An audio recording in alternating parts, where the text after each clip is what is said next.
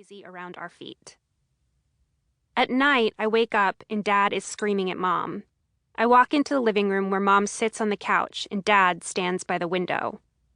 Mom's yellow mutt, Brandy, is curled at her feet, and his tail thumps against the ground when I come in.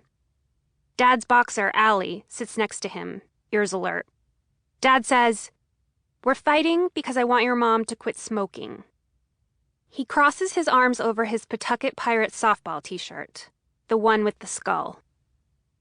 I sit on the couch next to Mom, and Brandy puts his head between us. Sometimes, when he goes to the bathroom, his poop is orange, and Mom says it's because he has cancer.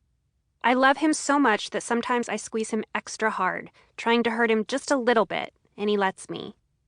He's a ragged-looking dog, missing patches of yellow hair.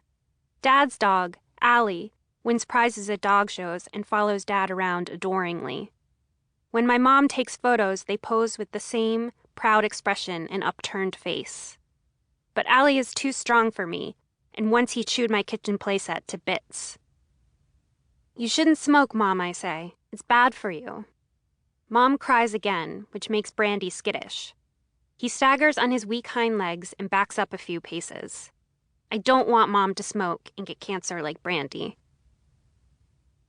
During the day, Mom unfurls long strips of film to dry on a string over the bathtub, and sometimes she lets me stand in the tiny closet next to the bathroom, where she flips on a red light bulb and warns me not to touch any of the chemicals. We watch the paper go from white to gray, and then shapes begin to form as she swirls the paper around with a pair of tongs. Images of Allie and Dad appear like magic. Most of the time, my mom and I are a secret team, keeping secrets from my dad. She tells me we're going to take the city bus because her car is getting fixed, and this sounds like a great adventure. We take the bus to her friend's house in Providence, and she leaves me there in the living room, where I watch television until the room begins to darken. I sit on the floor, pulling at long strands of orange carpet, wondering what is up the stairs. There are no stairs at our house. When she comes back, we get on the bus again. Mom says, "Isn't this fun?" And I nod because it is kind of fun the way the bus lurches and wheezes around the city. If you want to do this again, you can't tell Dad where we were. If you tell Dad, I'll get in big trouble and we won't be able to ride the bus again. Do you understand? She kisses the top of my head. Later, Mom drives me in Grandma's car to a small house with long steps leading up to the front door from the street. She takes the keys from the ignition and tells me to wait in the car. She leans over and pats the space beneath the dashboard, telling me to get down there and stay until she comes back. "I'll lock the doors," she says. After a few seconds, I peek out the car window and watch her go up the stairs to the house. She wears a black leather jacket tight at the hips. She walks up all those stairs, and then she's out of sight. I am 4 years old, and we're going to Grandma and Grandpa's house. Mom has packed my stuff into a blue American Tourister suitcase. Her car smells like cigarettes, but also something sweet. It's my favorite smell. I snap the brass buckles on the suitcase open and closed. "I don't want to go to Grandma's house again," I say. Mom is silent in the front seat.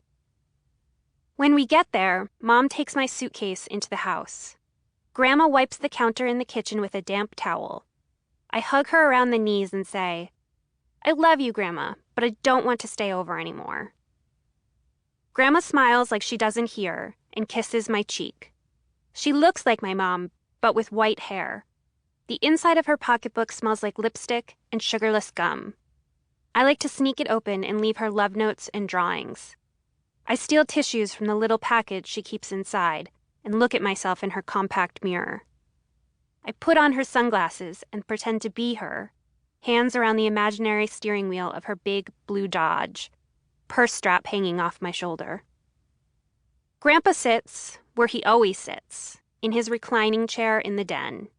His dog, Spot, snores on his lap. Spot only gets up from the chair when Grandpa gets up. Spot's name is funny because his fur is all black. No spots.